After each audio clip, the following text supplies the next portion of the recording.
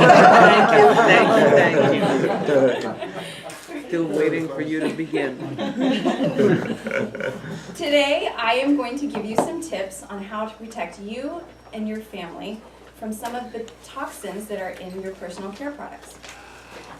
We'll start by learning what some of these toxins are, why you should care at all, and how then to implement some changes to protect your loved ones. After all, our health is vital to our happiness. First off, I'm going to start with an icebreaker, so I need a little crowd participation here. Question number 1. When do you think was the last time that the U.S. government passed a regulation regarding the skincare industry? Any guesses? 1941. 1972. Never. Oh, interesting. Okay. Would you be surprised to hear that it was 1938? Wow. 38. Yes, Carl was actually very close.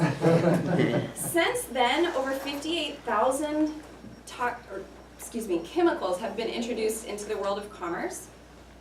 Only 10 to 15% of these have any safety data on them. That's pretty crazy. Okay, question number 2.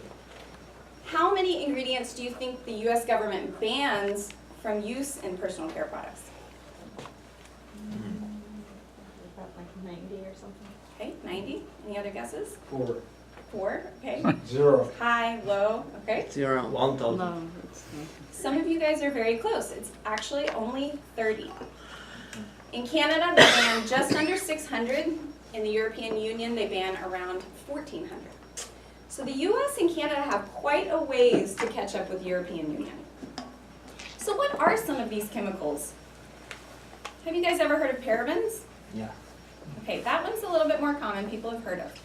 These are preservatives that are used in almost all cosmetics and skincare, unless they've been specifically left out of the formulas.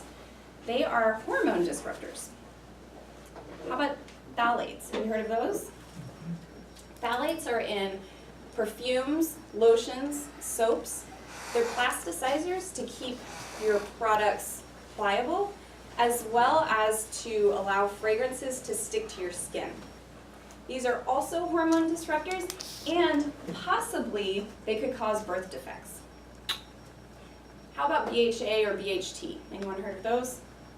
Okay, these are synthetic antioxidants. They're in lipsticks, diaper creams, other personal care products, and they are likely carcinogens, cancer-causing agents.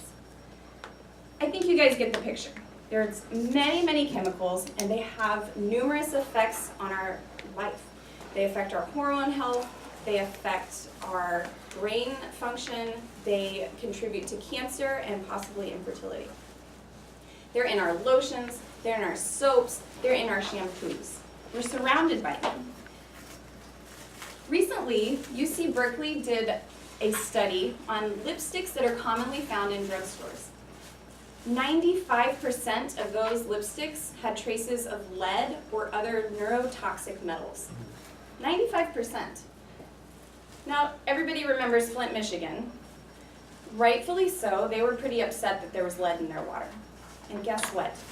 These heavy metals are in our products that we're using every single day. Now, how about kids' products? Surely those are much safer. They're formulated for kids after all, right? Not so. As we learned earlier, this industry is very poorly regulated. It's even more important for us to be concerned with what we're putting on our children's bodies because they're so much smaller and so much more susceptible to toxins in the environment. It all sounds pretty gloom and doom. You know the issue now. You know why we should care, why it's important for our families to maybe switch out some of these products. So how do we do that? How do we make the switch?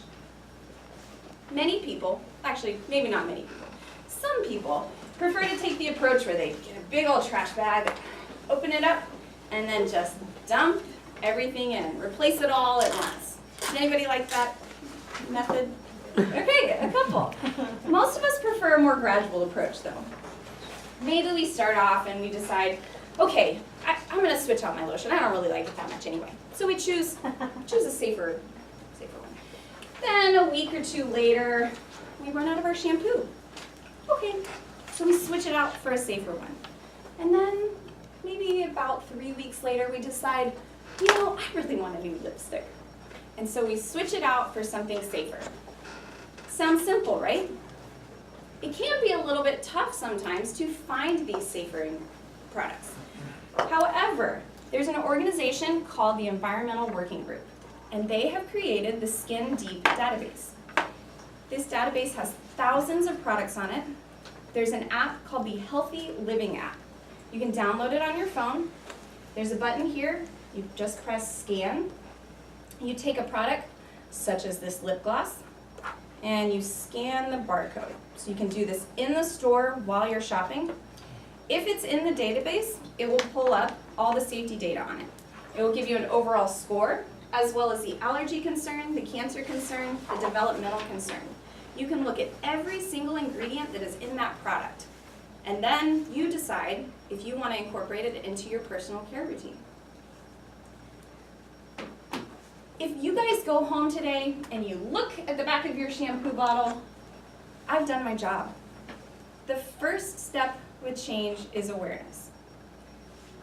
If you have any questions at all about safer skincare, options for brands, please come and talk to me. I want to help you and your family find safer options. Mr. Toastmaster.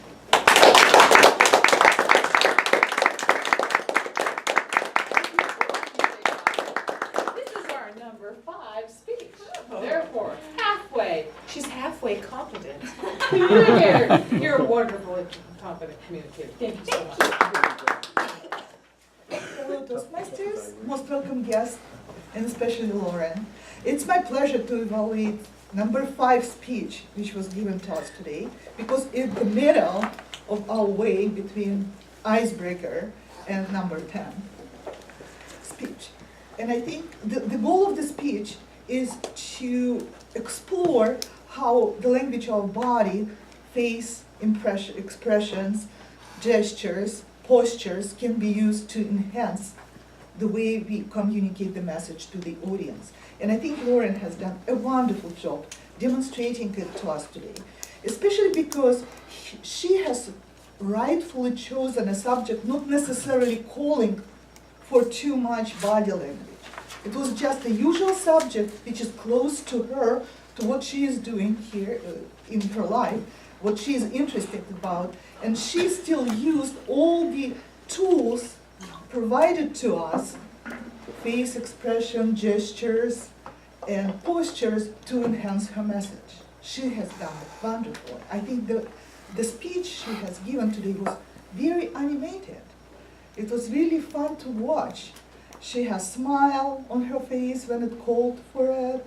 She showed us some concern or sadness when she was talking about problems. She was using hand gestures to demonstrate question number 1, question number 2. She was moving here very freely, but without any too busy motions. She stand here to talk about question 2, I believe, and she was discussing question number 1 here.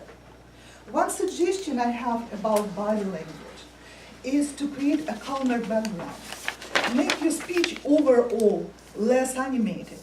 Then when you have strong points, especially 5 to 7 minutes, there may be 1 or 2 situations which called for very strong body language, and you actually demonstrated it again perfectly when you were showing the trash can, when you just came and just dump everything there and switch to something new. Create the calmer background overall, remove extra noise, then these occasions would stand out even more. Another thing I want to discuss is how smooth and natural the way you talk to us. You did have some notes, I believe, and only because sometimes you would come closer to the lectern. So I was watching for it and I noticed it. But overall, you were talking to us to a very natural, conversational manner, and it's actually reinforce your message even more. Very well done. One suggestion here I have is to think more about how to organize your speech. As we know, it's project number 2. So something you want to do is to give us some preview in the beginning, what you're going to talk us at the end. I didn't know in the beginning where you were walking, which way you were going. And walk us through the speech with some milestones. Overall, great speech. You asked me if it was interesting. It was. It was very relevant to our interest. Thank you very much for sharing.